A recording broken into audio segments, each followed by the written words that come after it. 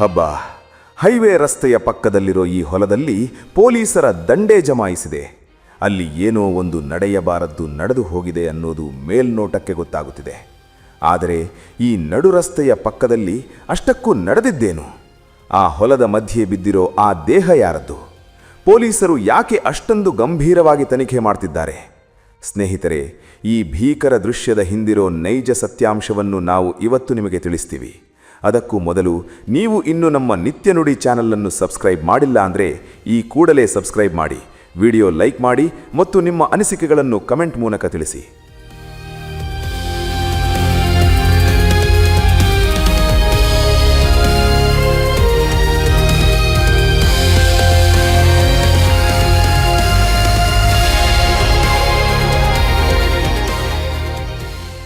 ಹೌದು ಸ್ನೇಹಿತರೆ, ಕಲಬುರಗಿ ಜಿಲ್ಲೆಯ ಅಫಜಲಪುರ ತಾಲೂಕಿನ ಬಳ್ಳೂರ್ಗಿ ಗ್ರಾಮದ ಹೊರವಲಯದ ಹೈವೇ ಪಕ್ಕದಲ್ಲಿ ಈ ಘಟನೆ ನಡೆದಿದೆ.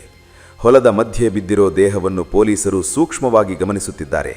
ಸುತ್ತಲೂ ಕ್ರೈಮ್ ಸೀನ್ ಬೌಂಡ್ರಿ ಹಾಕಲಾಗಿದೆ. ದೂರದಲ್ಲಿ ಜನರು ಭಯ ಮತ್ತು ಕುತೂಹಲದಿಂದ ಪೊಲೀಸರನ್ನೇ ನೋಡ್ತಾ ಇದ್ದಾರೆ. ಪೊಲೀಸರು ಏನನ್ನು ಹುಡುಕುತ್ತಿದ್ದಾರೆ? ಆ ದೃಶ್ಯಗಳೇ ಮೈ ಝುಮ್ಮನ್ನುವಂತಿದೆ. ಅಷ್ಟಕ್ಕೂ ಈ ಕೊಲೆ ಮಾಡಿದ್ಯಾರು, ಯಾಕಾಗಿ ಮಾಡಿದ್ದು ಅನ್ನೋದಕ್ಕೆ ಒಂದು ಲೈವ್ ವಿಡಿಯೋನೇ ಸಾಕ್ಷಿಯಾಗಿದೆ. ನೋಡಿ, ಆ ದೃಶ್ಯವನ್ನೊಮ್ಮೆ ಬರೋಡಿ. ಒಬ್ಬ ಕಿರಾತಕ ತನ್ನ ಹೆಂಡತಿಯನ್ನು ಕಾರಿನಿಂದ ಕೆಳಕ್ಕೆ ಎಳೆದು ಹಾಕಿ ಕಾಲಿನಿಂದ ತುಳಿದು ಆಕೆಯ ಕತ್ತಿಗೆ ಚಾಕು ಹಾಕುತ್ತಿದ್ದಾನೆ.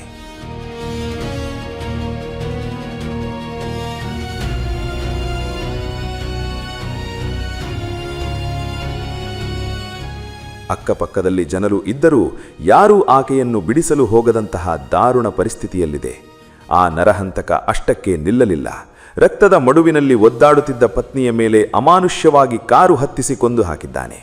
ಕೆಲವು ದಿನಗಳಿಂದ ಶಾಂತವಾಗಿದ್ದ ಭೀಮಾ ತೀರದಲ್ಲಿ ಮತ್ತೆ ನೆತ್ತರು ಹರಿದಿದೆ.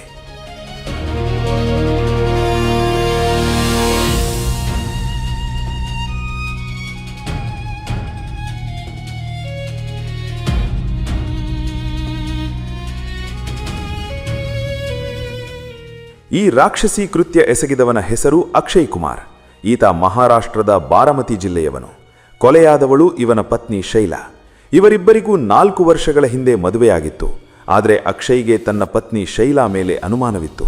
ಪಕ್ಕದ ಮನೆಯವನ ಜೊತೆ ಅನೈತಿಕ ಸಂಬಂಧ ಹೊಂದಿದ್ದಾಳೆ ಎಂದು ಭಾವಿಸಿದ್ದ ಅಕ್ಷಯ್ ಆಕೆಯನ್ನು ಮುಗಿಸಲು ಪ್ಲಾನ್ ಮಾಡಿದ್ದ. ಗಾಣಗಾಪುರದ ದತ್ತಾತ್ರೇಯ ದರ್ಶನಕ್ಕೆ ಹೋಗೋಣ ಬಾ ಎಂದು ಪತ್ನಿಯನ್ನು ನಂಬಿಸಿ ತನ್ನ ತಂದೆ ತಾಯಿಯ ಜೊತೆ ಎರ್ಟಿಗಾ ಕಾರಿನಲ್ಲಿ ಹೊರಟಿದ್ದ. ಆದರೆ ದಾರಿ ಮಧ್ಯೆ ಬಳ್ಳೂರ್ಗಿ ಬಳಿ ಕಿರಿಕ್ ತೆಗೆದು ಕತ್ತಲೆ ಹೊತ್ತಲ್ಲ ಮಟಮಟ ಮಧ್ಯಾಹ್ನವೇ ಈ ರಕ್ಕಸ ಕೃತ್ಯ ಎಸಗಿದ್ದಾನೆ.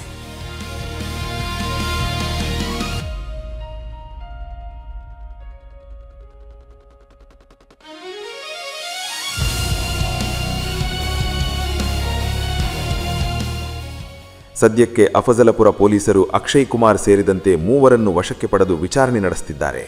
ಇದು ನಿಜಕ್ಕೂ ಅನೈತಿಕ ಸಂಬಂಧಕ್ಕೆ ನಡೆದ ಕೊಲೆಯ ಅಥವಾ ಇದರ ಹಿಂದೆ ಬೇರೆ ಏನಾದರೂ ಕಾರಣವಿದೆಯಾ ಅನ್ನೋದು ಪೊಲೀಸ್ ತನಿಖೆಯ ನಂತರವಷ್ಟೇ ಹೊರಬರಬೇಕಿದೆ. ಏನೇ ಇರಲಿ, ದೇವರ ದರ್ಶನಕ್ಕೆ ಕರೆದೊಯ್ದು ಈ ರೀತಿ ನರರಾಕ್ಷಸನಂತೆ ಪತ್ನಿಯನ್ನೇ ಕೊಂದಿದ್ದು ಮಾತ್ರ ಸಮಾಜ ತಲೆ ತಗ್ಗಿಸುವಂತಹ ಘಟನೆ. ಇದು ಇವತ್ತಿನ ನಿತ್ಯ ನುಡಿ ಸುದ್ದಿ. ಇಂತಹ ಮತ್ತಷ್ಟು ಸುದ್ದಿಗಳಿಗಾಗಿ ನಮ್ಮ ಚಾನಲ್ ಸಬ್ಸ್ಕ್ರೈಬ್ ಮಾಡಿ. ನಾಳೆ ಮತ್ತೊಂದು ಅಪ್ಡೇಟ್ನೊಂದಿಗೆ ಸಿಗೋಣ. ಅಲ್ಲಿಯವರೆಗೂ take care and good bye.